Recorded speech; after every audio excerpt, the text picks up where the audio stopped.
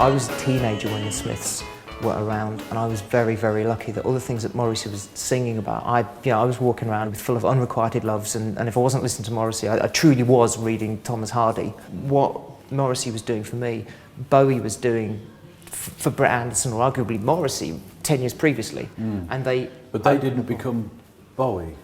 No, that's right. Well, perhaps, Morrissey once said that, popular music was dead, so I think maybe all of the spaces had been taken by him.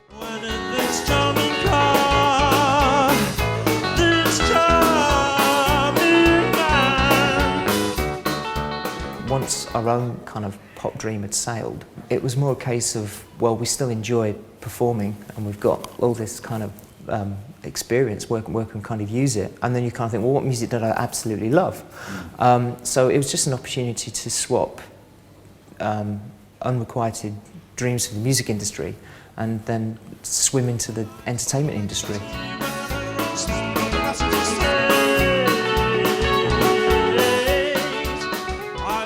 So in a way you're fulfilling a kind of service? I would see it like that. There's no doubt that for half of the audience this evening it will be a connection to the past.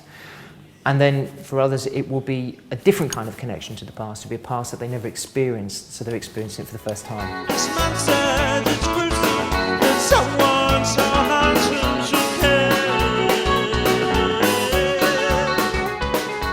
I've always wanted to be a worthy tribute as well. I hope that Morrissey gets to see these things and will be pleased that the tributes to him have a level of intelligence that he would recognise in his fans anyway. Is this not his ultimate horror? That there would be such a thing, if you know what I mean? But I'd think not, because I think he saw it anyway. I mean, because when you were a Smyths fan, it polarised you. And when we were teenagers listening to the Smyths, we could open the door of the pub, look in, and we would see a particular dress, we would see the quiff, we would see the glasses, and we'd go, that's someone I can have a drink with. How closely do you study Morrissey and the Smyths? How faithful do you want it to be? And if too faithful, is there a kind of sterility to it? I don't sit and labour over old recordings. I did that as a teenager, and if anything, when I wasn't doing this, I could have been working in a bank. I didn't, thank God, but someone would have said that bank teller's just like Morrissey.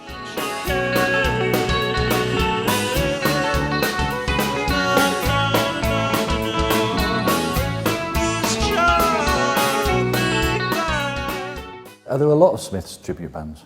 I think there are a fair few. I believe that there was a band called the Blacksmiths, and I think it was a death metal version of the Smiths.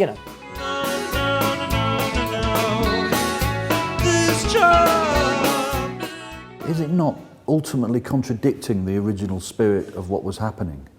Do you know what I mean? The spirit is about invention, newness. Absolutely. Creating something new out of the past, interacting with the past, but wondering what next. Whereas to an extent, you're merely interacting with the past. Yeah. Full stop. We're reheating old passions, in a sense.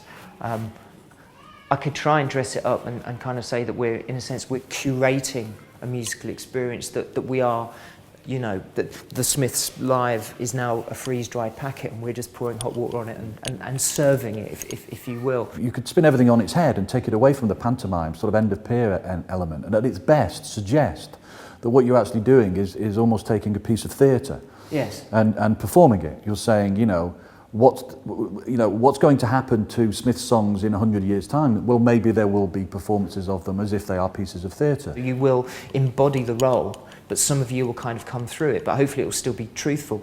And in 100 years' time, when all of those artists are dead, then,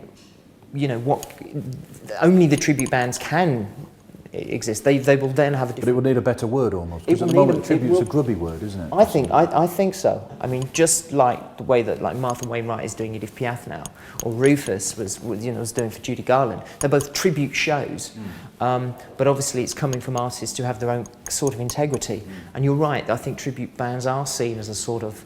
there is a grubbiness about them. There is something that's not particularly genuine.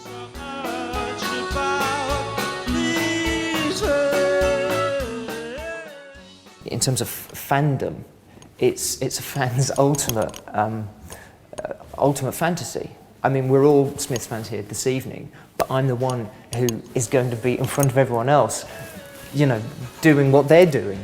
It must feed the ego, it must feed the dormant element that didn't flower, you know, with my own kind of dreams and stuff.